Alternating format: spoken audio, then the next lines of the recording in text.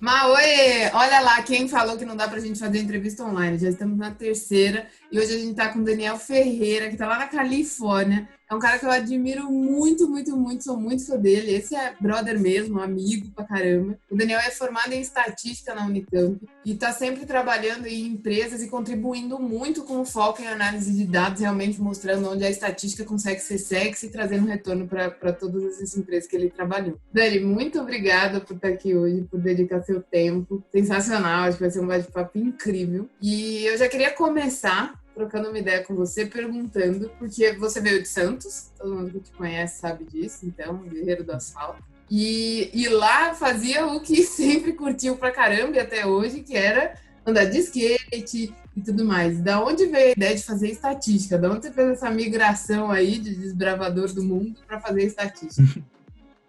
E aí, Adri?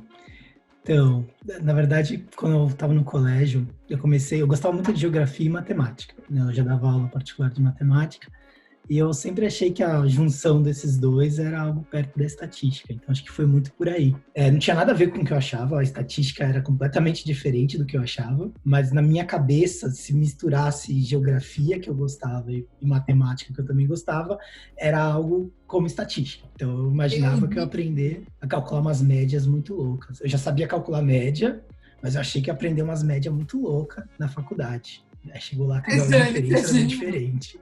Tinha algum vício, alguma relação com o IBGE? Por isso que você tinha isso na sua cabeça? Acho que sim, acho que a gente via muito a estatística ser aplicada no censo e na minha cabeça a estatística se resumia à demografia, né? Então acho que veio um pouco daí. Aí quando eu cheguei na faculdade eu vi que, na verdade, o buraco era um pouco mais embaixo, né? Não era só demografia, na verdade muito mais que estatísticas descritivas, tinha toda a parte de inferência. E essa parte também me conquistou bastante, eu gostei muito dessa parte. Então, assim, na verdade, eu mirei numa coisa, acertei outra e me apaixonei por essa outra. Depois de um tempo, não foi tão fácil. Genial, gente, isso é muito demais.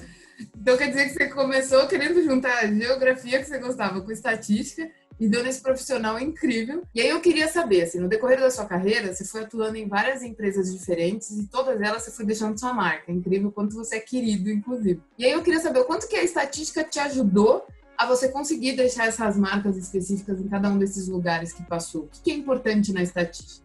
Então, eu acho que esse pensamento estatístico, ele ajuda muito no dia a dia, né? A gente entende a variância, né? Então, a gente entende, quando alguém fala de alguma coisa, a gente entende o quanto que ela muda com o tempo. E eu acho que esse pensamento, só de você ter essa ideia internalizada, isso já ajuda muito em qualquer discussão. Então, por exemplo, assim, quando um time... na empresa que eu estou hoje de tecnologia, ela me traz ali uma métrica e fala assim, olha que legal, como que as pessoas estão se comportando. Na minha cabeça eu já tenho um pouco conhecimento de quanto isso vai variar no tempo e de quanto que aquilo representa o comportamento, né? Então, assim, eu acho que esse conhecimento é muito importante. Até um pouco conhecimento teórico, por incrível que pareça, eu acho que ele é importante de vez em quando. A gente está discutindo como mensurar alguma coisa e a gente tem algo muito anormal, como uma crise do coronavírus que está acontecendo agora. Isso está impactando muito, né? Então, as métricas que a gente costumava analisar, algumas delas, elas explodiram, né? Elas foram lá para cima, outras lá para baixo. E a gente consegue entender quais são as métricas que vão ser menos impactadas só de olhar como elas foram calculadas. Então, se tem alguma coisa que a gente já sabe que a variância vai ser menor por ser baseada em divisões, ratio-based metrics, alguma coisa assim, a gente já sabe que isso provavelmente em tempos de crise ou de que as pessoas mudam o seu comportamento, elas vão continuar um pouquinho mais estáveis, a gente pode confiar mais nelas, né? Então, assim, é algo que isso passa todo dia pela discussão, assim, de como analisar os dados, como que elas vão variar no tempo.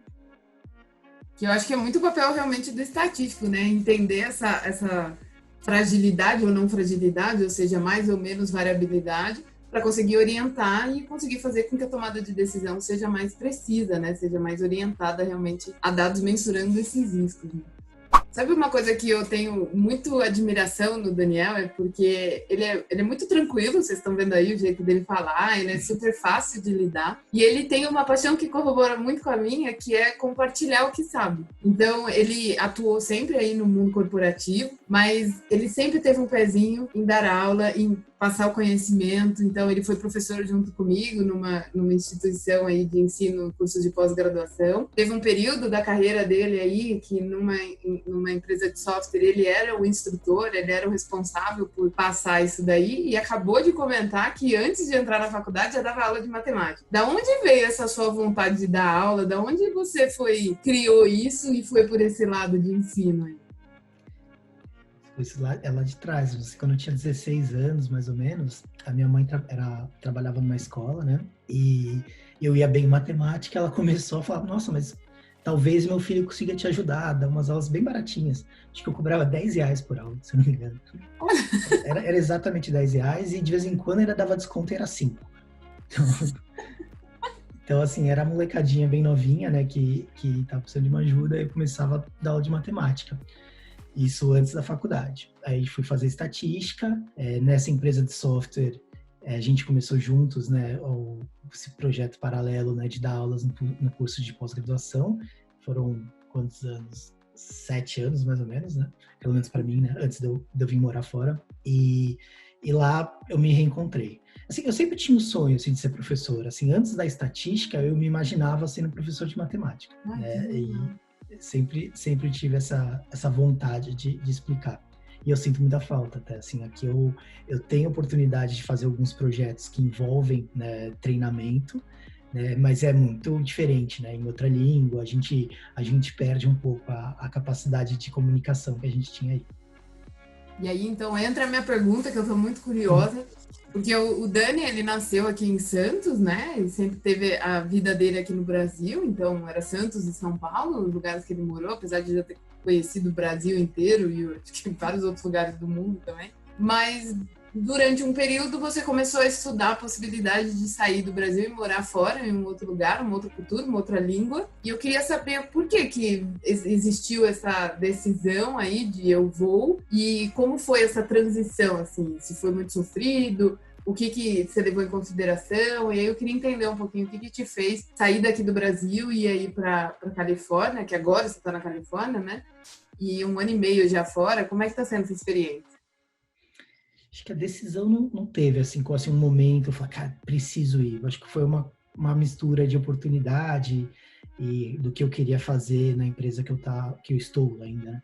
Que eu queria fazer na época, e um pouquinho mais pro lado técnico e menos, assim, quando eu estava aí na América Latina, no Brasil, eu era representante do time para América Latina, então envolvia muitas reuniões, decisões, né, dos próximos passos a serem tomados. E eu gostava muito da parte mais técnica, de colocar um pouco mais a mão na massa. E essa oportunidade estava mais para cá. Então, essa é a motivação que eu tive para pedir para vir. Sim, a experiência tem sido muito louca. O que tá sendo tão louco? Conta pra gente aí, que é muito curioso, porque, óbvio, tem muita gente que tá aqui, que quer viver essa experiência aí fora também, e muito também com esse conhecimento. Então, eu sou estatístico, eu sou o cara da computação, eu trabalho com ciência de dados e queria ter experiência aí fora.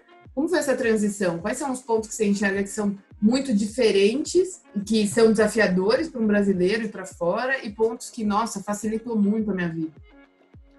Assim, primeiro, só falar que talvez a minha amostra não seja representativa, né? Eu tô agora no Vale do Silício, então, assim, o conhecimento básico de estatística, ele é bem forte aqui, né? Então, assim, todas as pessoas que eu entrevisto bastante também aqui, então, sempre que a gente entrevista as pessoas, você sente, assim, um conhecimento básico bem forte. Então, essa é uma das primeiras diferenças. A gente tem um conhecimento específico que é muito útil, as pessoas vêm ouvir a gente quando vão falar de estatística, mas a gente não precisa ser tão didático, assim, digo, comparado com o Brasil, né? Por exemplo, o Adriano já trabalhou muito em projetos ensinando pessoas que tinham uns backgrounds bem diferentes da gente.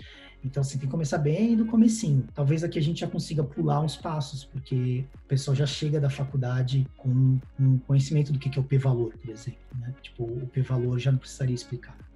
Acho que é uma dessas coisas. Um dos maiores desafios é a língua, não tem jeito, né?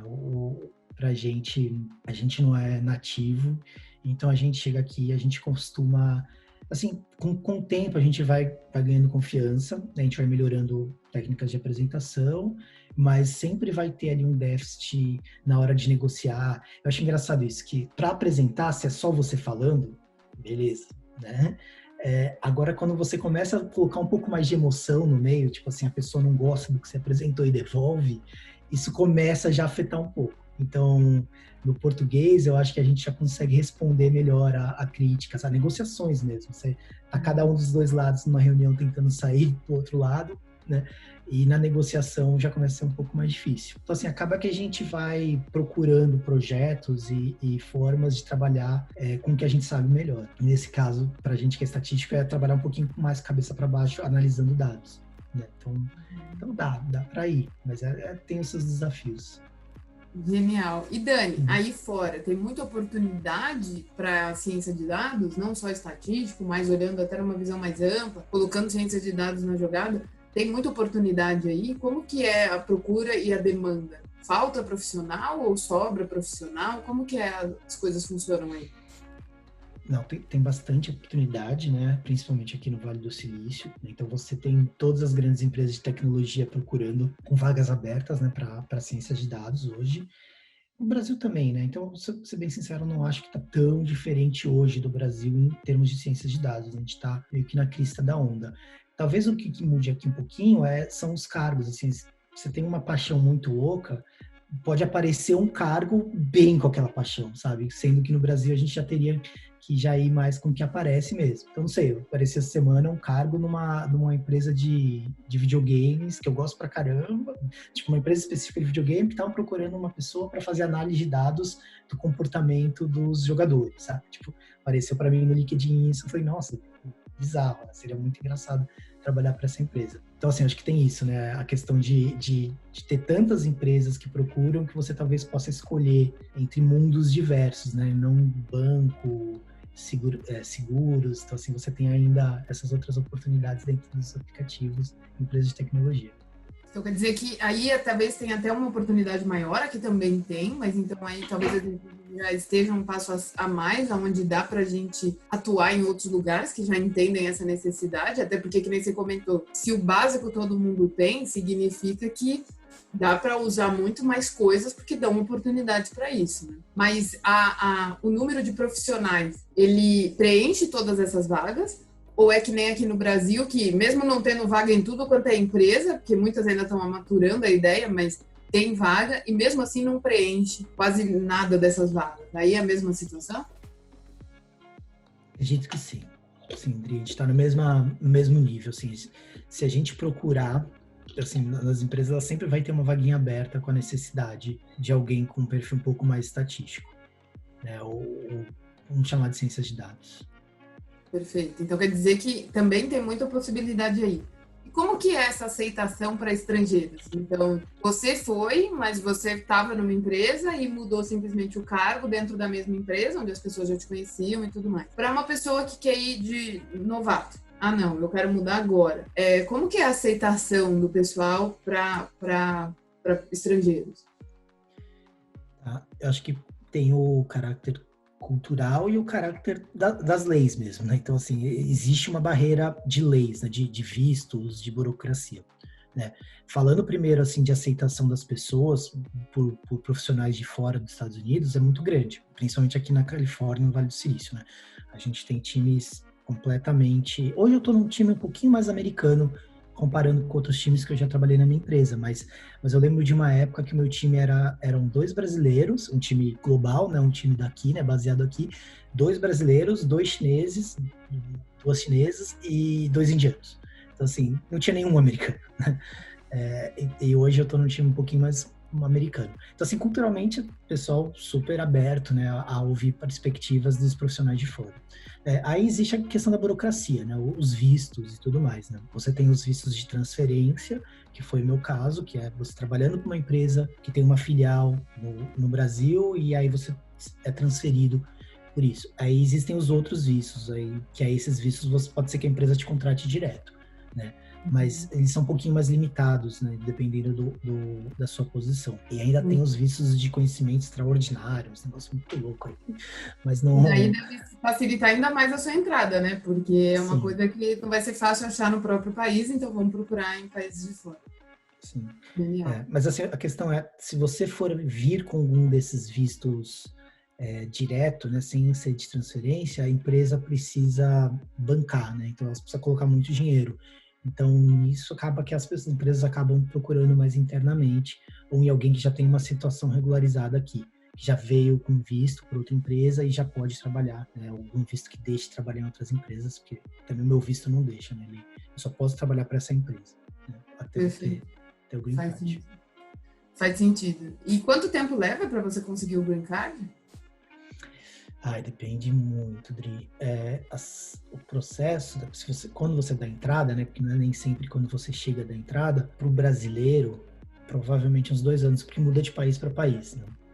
Eu estaria aqui uns 2 anos. Né? Tá bom, o processo de permanência, depois o green card. Que aí você fica livre para trabalhar em outras empresas, não só aquela que você trabalha.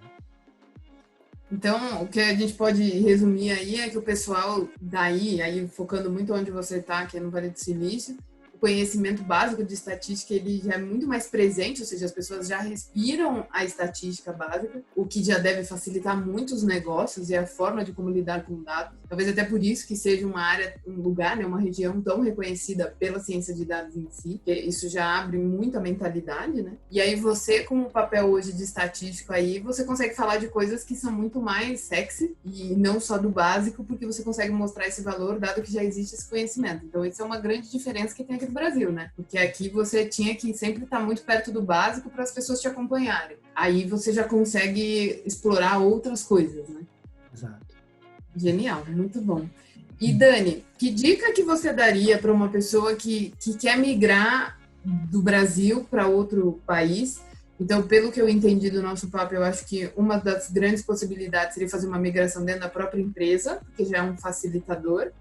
Se não, quero buscar. Existe essa possibilidade, mas eu acho que aí o que seria relevante? O que a gente teria que levar em conta para conseguir fazer essa migração?